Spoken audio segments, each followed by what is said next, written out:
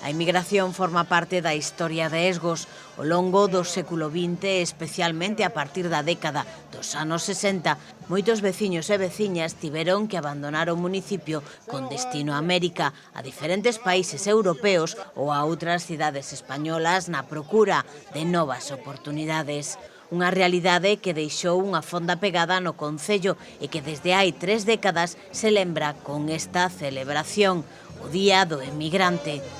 A Festa do Emigrante celébrase tradicionalmente no mes de agosto e ten como obxectivo render homenaxe a todas aquelas persoas das terras de Esgos que por unhas circunstancias ou outras se viron obrigadas a deixar o seu fogar e emprender unha nova vida lonxe de Galicia.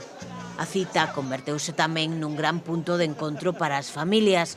O verán é a época na que moitos emigrantes e os seus descendentes regresan á aldea de orixe para reencontrarse con familiares, amigos e veciños. Unha volta a casa que converte esta celebración nunha xornada cargada de lembranzas, conversas e reencontros. A Praza da Souteira acolleu a Festa do Emigrante acompañada pola Festa do Arroz con Leite.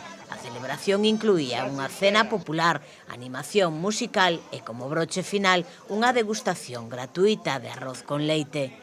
Unha festa que une memoria e celebración, unha homenaxe a quen un día tivo que marchar, pero que segue mantendo o vínculo ca terra que o viu nacer.